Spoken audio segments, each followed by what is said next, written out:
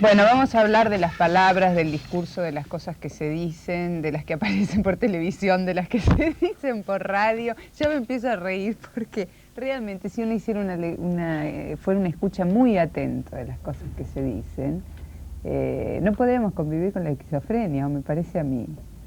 Yo creo que es un tema para analizar y aparte para mostrar aquellos fragmentos que se vieron ya y que no pasó nada, que pasaron totalmente desapercibidos. Entonces, ¿qué pasa en la sociedad cuando se dice algo por televisión? Además con la incidencia que tiene la televisión, porque en realidad se hace política desde la televisión. Se hace política y... Últimamente el debate político parece que estuviera absolutamente instalado en los medios de comunicación. Yo diría en la televisión y también en la radio. También en la radio. Sí, bueno, yo trabajo con la televisión por la fuerza de la imagen, ¿no? Pero es impresionante. Bueno, ustedes ya lo conocen a Miguel Rodríguez Arias. Además de hacer todo este trabajo con los videos, ¿qué otra ocupación tenés? Si es que la tenés, porque con esto tenés que entretenerte. Tengo que vivir. Soy psicólogo clínico y aparte de eso soy asesor en comunicación. ¿Y cómo estás haciendo la recopilación de material?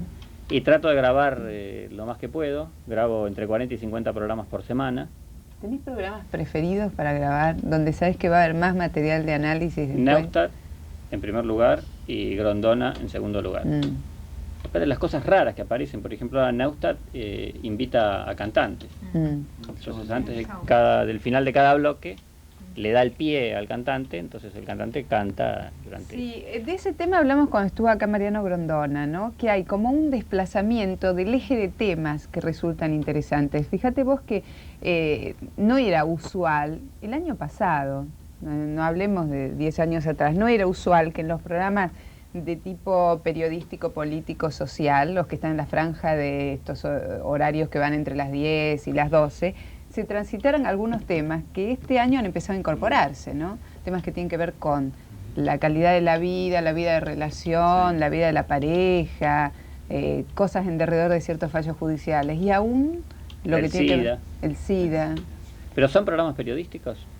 ¿O son programas, son misceláneas, o son no, está dentro de la franja de lo periodístico están todos estos temas. A mí me parece bien que se ocupen también estos temas, ¿no? No, a mí no me parece mal, pero yo me vuelvo a preguntar, ¿son programas periodísticos? Es decir, cuando aparece un cantante, por ejemplo, no, ya eso es otra cosa. Un bloque.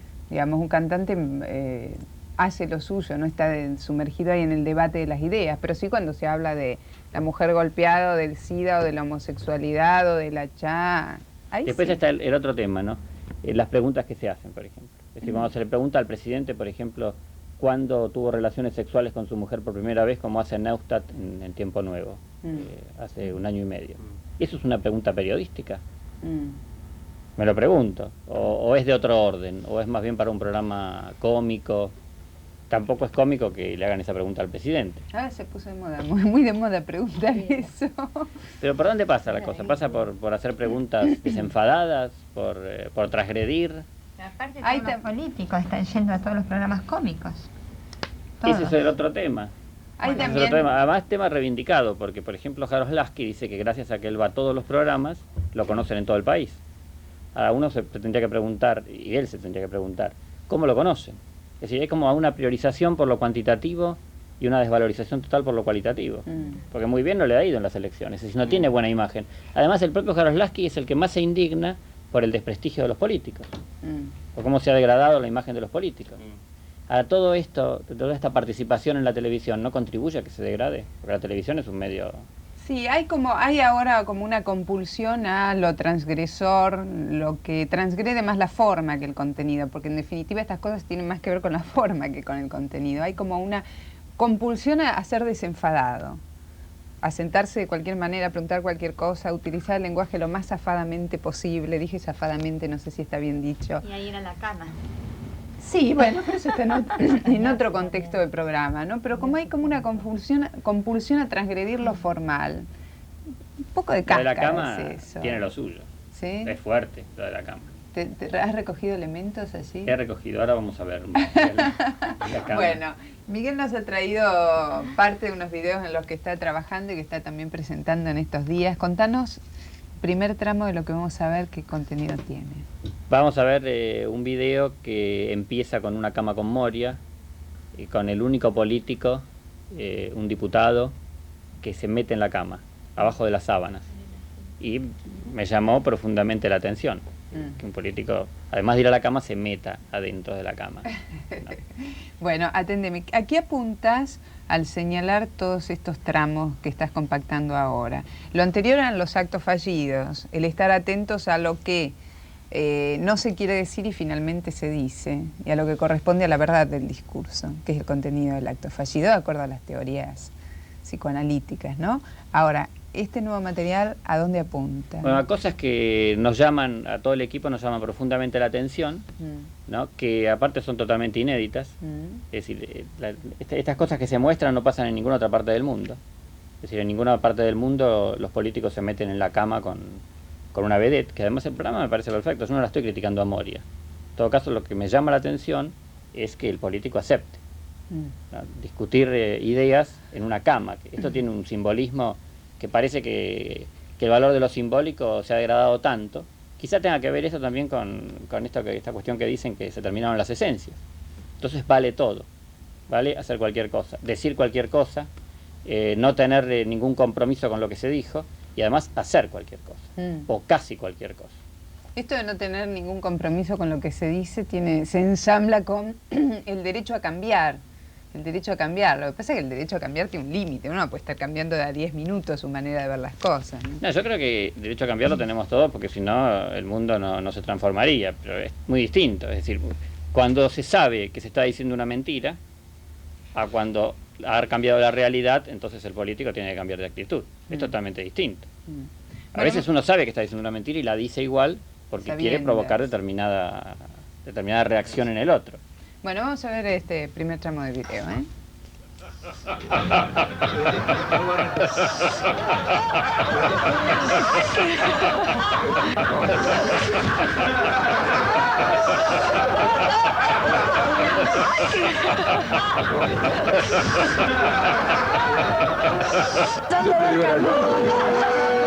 Yo te digo una cosa, cuando yo salga de aquí, a lo de la producción que me dijeron que me meta aquí adentro, los mato a todos. No, mentira, eso lo decís, pero vos querías meterte acá adentro. No me moría, digamos.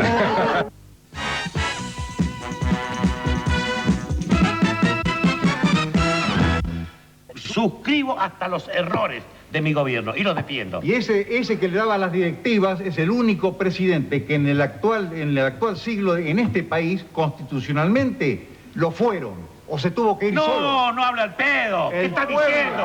¡Macaneador! ¡Macaneador! No habla al pedo. ¿Qué está diciendo? ¡Macaneador! ¡Macaneador! Los 100 años de Macondo sueñan en el aire. Mire, Alfonsín es la imagen de la derrota. Yo se lo digo, mire, perdónenme. La imagen de la derrota. Y además de todo eso, le deseo de la mucha mediocridad vida absoluta.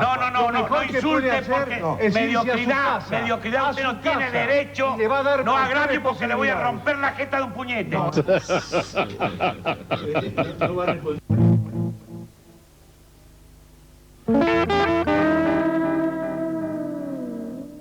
Y jamás el equipo económico que yo integré, puso ningún tipo de cortapisas, ni ejerció ningún tipo de presión, ni hizo nada para limitar opiniones y críticas opuestas a la tesitura que sostenía y a la política que implementaba. ¿Usted sabe que sobre eso Perdón. Yo creo que el esfuerzo que nos implica el ejercicio de la democracia por ahí supera mi capacidad humana. Escuchar que hubo libertad. A mí me secuestraron a los 20 años para que usted se encaramara en el poder. Y mi único delito había sido militar mi fe, mi profesión por la democracia, por el peronismo, por creer en la voluntad de los otros, en la opinión de los otros. Yo vi torturar en la celda al lado mío. Y usted me viene a hablar de libertad. Realmente la voluntad que hay que tener para estar sentado escuchando que diga libertad es una cosa que nunca me creí capaz de tolerarlo. Me admiro de mí mismo de tolerarlo. Hablar de libertad, la cara que hay que tener para hablar de libertad. Sobre la muerte, disenso sobre la muerte, sobre el encarcelamiento de los dirigentes sindicales, sobre el encarcelamiento de empresarios, sobre la destrucción planificada de grupos económicos. Eso es hablar de libertad. ¿De qué libertad me habla? Yo me acuerdo cuál era la libertad. El secuestro, la muerte, la tortura, la desaparición. Su réplica. Mi réplica es que debemos recordar la historia argentina.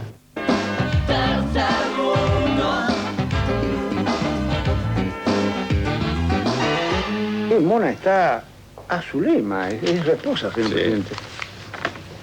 ¿Usted nunca va a venir a televisión, su esposa? No sé. ¿Le tiene miedo a mí? No, no es que tenga miedo. Creo que no se anima y está bien en la foto. No, ¿cómo está bien? Es bien que es distinto. También es cierto. ¿Cómo la conoció? Nunca me contó. Eso me lo hicieron contar. Pero cuando era campaña. La conocí en Siria. Ahí la conocí en Damasco, la capital más antigua del mundo. La conoció en Damasco y se la comió ahí. Y sí, después. No ahí, después. Está bien, está bien. Por fin le hice un chiste al presidente. ¿Cómo la conoció? Nunca me contó. Eso me lo hicieron contar. Pero cuando era campaña. La conocí en Siria.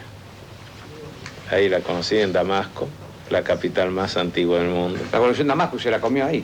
Y sí, después. No ahí, después. Está bien, está bien. No va a responder. No va a responder.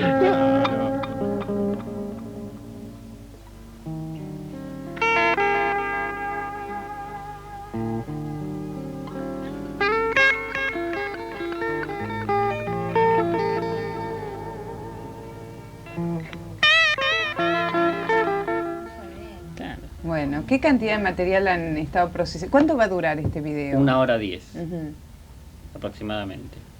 ¿Qué cantidad de material han visto para, no se puede decir, horas y horas? 1500 horas. El archivo hoy tiene 1500 horas, que se incrementan cotidianamente. Tiene una intención humorística. Intención, por lo menos.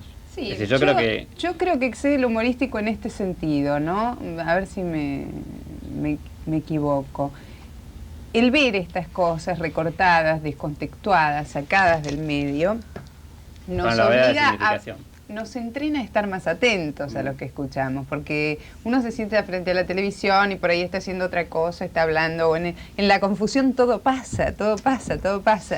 Si uno lo va viendo de a poquito, dice, ¿qué cantidad de estos mensajes recibimos por día? ¿Y cuál es el efecto?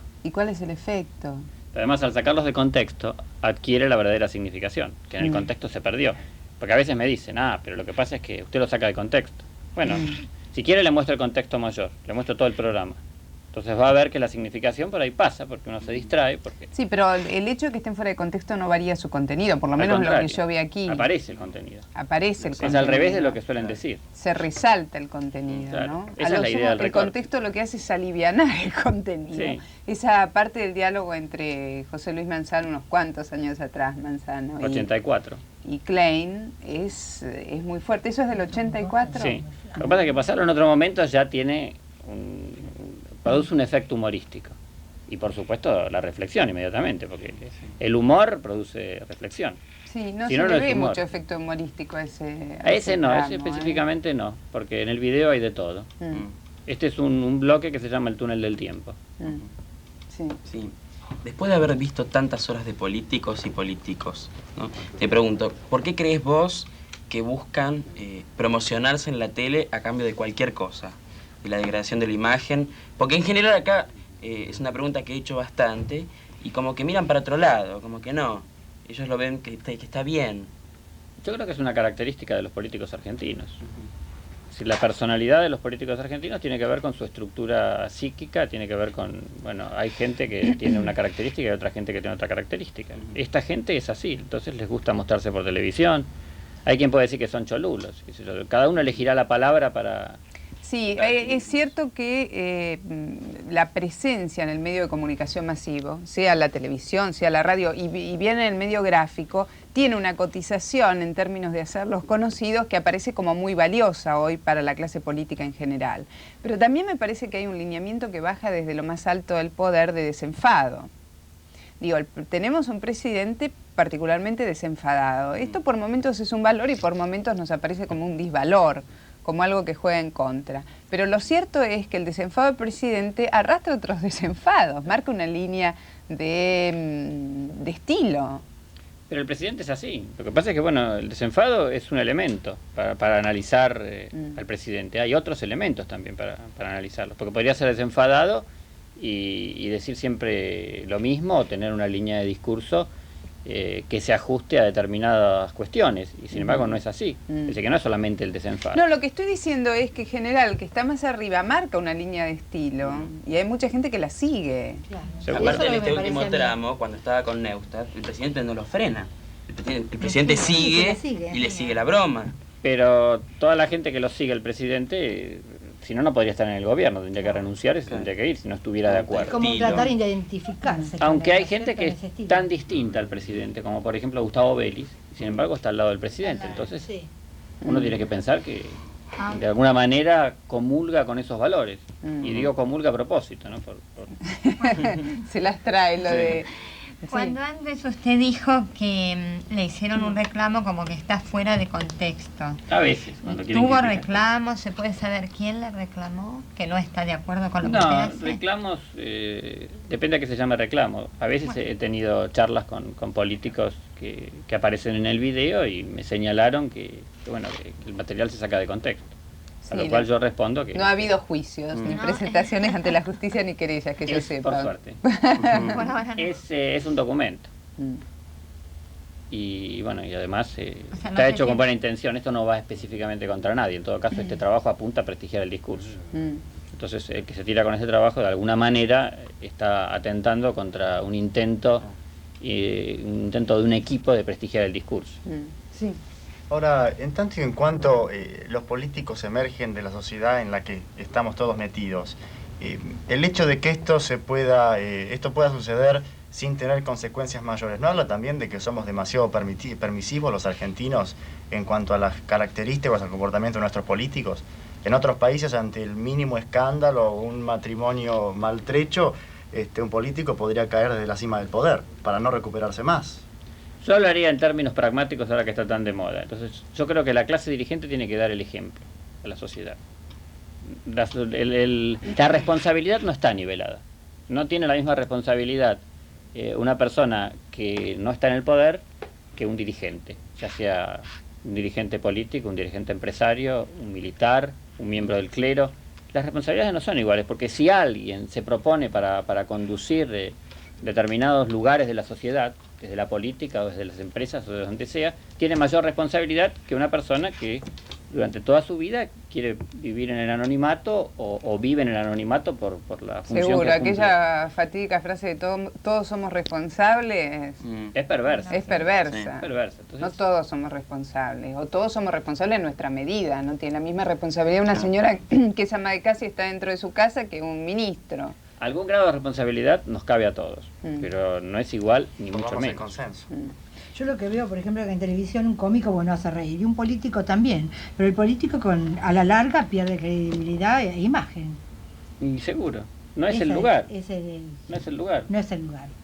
Bueno, vamos a ver otro tramo del video. ¿Qué es lo que nos propones ahora? Y es otro avance del próximo video. Que también tiene partes con intención humorística y otras partes que son serias. Pero bueno, es un campeonato de mentiras. Bueno, vamos a ver. ¡Compatriotas!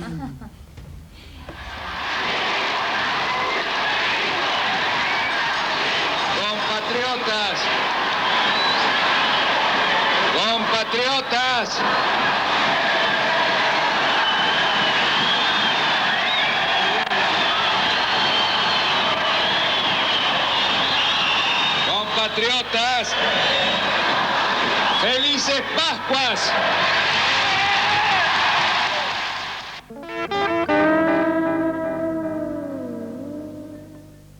Si no la viese tan linda como la veo ahora, no me atrevería a hacerle esta pregunta. Yo creo que no se atreven a hacérsela a usted. ¿Usted es peronista? Siempre fui. Gracias, señora, hasta siempre. Pronto. ¿Por qué se ha venido a esta unidad militar y no a la suya anterior? Son problemas tácticos que no Tal vez vienen al la caso. proximidad de la frontera con Brasil y con Uruguay, por si vienen mal las cosas. Usted creo que no conoce el espíritu de los asturianos. ¿De qué parte de...? Sí, claro que lo conozco. Bueno, no hay retirada para un asturiano.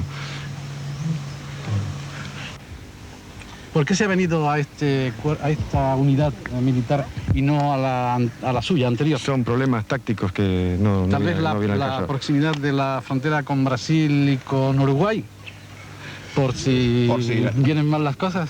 Usted creo que no conoce el espíritu de los asturianos. ¿De qué parte de...? Sí, claro que lo conozco. Bueno, no hay retirada para un asturiano.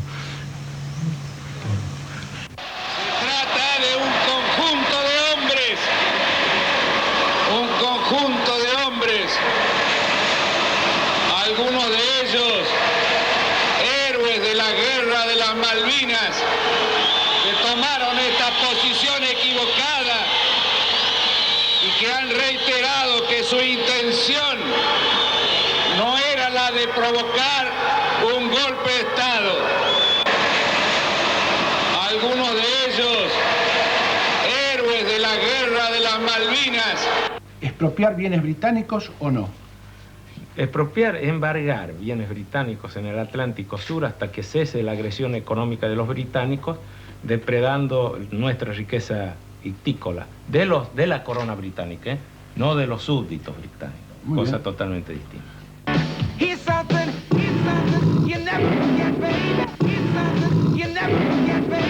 ¿Expropiar bienes británicos o no? Expropiar, embargar bienes británicos en el Atlántico Sur hasta que cese la agresión económica de los británicos, depredando nuestra riqueza ictícola, de la corona británica, no de los súbditos británicos, cosa totalmente distinta.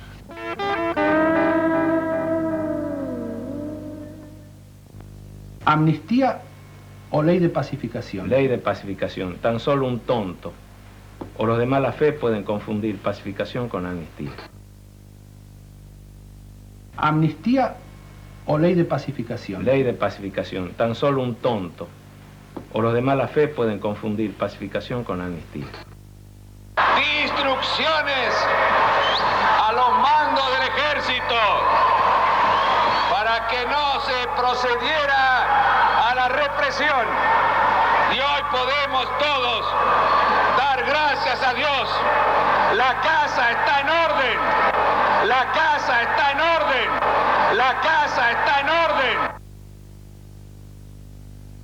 Estaba pensando que él dijo que era un video humorístico. Sí, humorístico no tiene nada. Pero a veces mostrar un fragmento después de mucho tiempo tiene realmente produce también gracia. Sí, yo creo que está bien que tiene que ver con la memoria, tiene que ver con el recordar los discursos, tiene que ver con las confusiones del momento, tiene que ver con muchas cosas, menos con el humor. Pero las patas de la mentira, yo no pensé que la gente se iba a reír, y sin embargo la gente se reía muchísimo. Yo creo que nos reímos de los nervios, fíjate. O la gente se ríe porque tiene necesidad de reírse, o porque es una forma de... Porque no lo puede creer.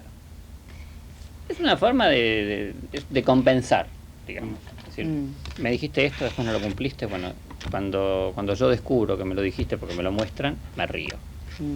Son reacciones. Yo creo que el humor es una lectura saludable de la realidad. Sí, yo creo, fíjate vos, que este tipo de planteo de organización de los videos que estás haciendo es más revulsivo que el anterior, ¿no?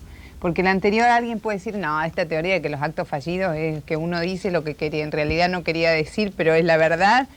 Alguien puede decir, esta teoría es cosa de los psicólogos, acá se psicologiza todo, se psicoanaliza todo. Pero esto tiene otras connotaciones, tiene las connotaciones de mostrar las contradicciones o las confusiones. Me descubriste. Me parece. Como que alguien está haciendo algo que el pueblo no se la cree toda. Sí. O que hay que mostrar, No, me parece, no te lo estoy criticando, me parece saludable señalarla. Hay resistencias al psicoanálisis en determinados sectores de la sociedad. Bueno, ¿qué dicen tus pacientes de psicoanálisis de este trabajo paralelo que te has echado? Y algunos lo ven y les gusta, otros no dicen nada, pero no pueden dejar de verlo. Pienso que no pueden dejar de verlo, lo tienen que ver porque tiene bastante presencia en los medios. Que además eso es una elección también, ¿no? Es decir, porque este trabajo puede tener una circulación académica.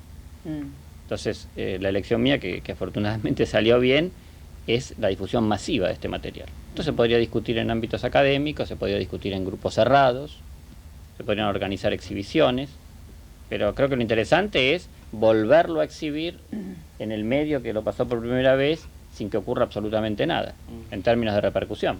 Ahora, si hay que interpretarlo psicológicamente, por ejemplo lo que dijo Alfonsín en Semana Santa, por ahí estaba presionado por el momento, por lo que se estaba viviendo, pero la intención de él no era así, la mentira, entre comillas. Y uno puede decir que Alfonsín creía que la gente le iba a creer. Que esto es pensar que la gente que habita este país tiene una mentalidad de 12 años o de 13 años, porque en realidad no había ninguna razón para estar felices. Esta cuestión de los héroes de Malvinas era una cuestión que daba que pensar que se había negociado, y que Alfonsín, más allá de que se hubiese negociado o no, cuando uno ve, algunos de ellos son héroes de Malvinas, después de la tensión social que había y de la bronca que tenía la gente contra los carapintadas en ese momento, Alfonsín dice, algunos de ellos son héroes de Malvinas. Claro, uno tiene todo el derecho a pensar que se negoció en Campo de Mayo, de que Alfonsín cuando viniera iba a decir eso. Y lo de la casa está en orden también, es como querer ocultar una realidad, porque la casa no estaba en orden. Yo creo que en definitiva lo que nos permite este tipo de trabajos que vos estás haciendo, más allá de lo que uno piense, lo que dijo uno o el otro, de las contradicciones, es una señal para estar muy atento a las cosas que se dicen y a poder percibir en el discurso los matices que aparecen por ahí entre comas, en algunas palabras. Pero el discurso trae un material riquísimo, no solamente el discurso de la dirigencia, el discurso de todos nosotros. Entonces, si uno aprende a escuchar, va a descubrir qué es lo que el otro le quiere decir. La pareja, los amigos, el jefe, los empleados, todos. Es decir, el discurso, al estar desvalorizado, uno dice una cosa y el otro no escucha. Hay un librito por allí circulando muy interesante que se llama Tú no me entiendes, no recuerdo ahora quién es el autor, pero habla de la diferencia de discurso entre el varón y la mujer, cómo la manera de conformar su discurso de las mujeres difiere de la de los varones, incluso con ejemplos prácticos. Es muy interesante para aprender a entenderse, ¿no? Hay como una distinta simbolización en el hombre que en la mujer. Sí, una preguntita tenés. Sí, ¿a qué atribuís que en nuestro país, nuestra historia política esté plagada de personajes que tienen en algún momento una caída política estrepitosa y que vuelven a resucitar reiteradas veces electoralmente, dejando pasar un cierto tiempo prudencial? Porque eso me llama poderosísimamente la atención. Parece que acá no existe la muerte política. En principio, a la falta de memoria. Es muy significativo que en este país no haya archivo de la televisión. Exacto. Debe ser uno de los pocos países del mundo que no haya documento de nada, donde no se hace archivo. Electoralmente. Entonces, cuando uno pregunta a un directivo de un canal ¿por qué no hacen archivo? Y no, porque cuesta mucho. No es así, es desidia, es que no interesa, es que a nadie se le ocurrió, porque no hay un archivo sistemático. Si lo puede hacer un equipo yo creo que más que a nadie se le ocurrió, hay un desprecio por los contenidos de la memoria, sobre todo los de las últimas décadas. Hay como un dejar pasar. Si nosotros sumamos lo que pasó en la Cinemateca, con el hecho de que no haya archivos, como decís vos bien, de la historia reciente de los argentinos, porque se han borrado una enorme cantidad de material, ni hablemos desde la era del cassette, del video, mejor dicho.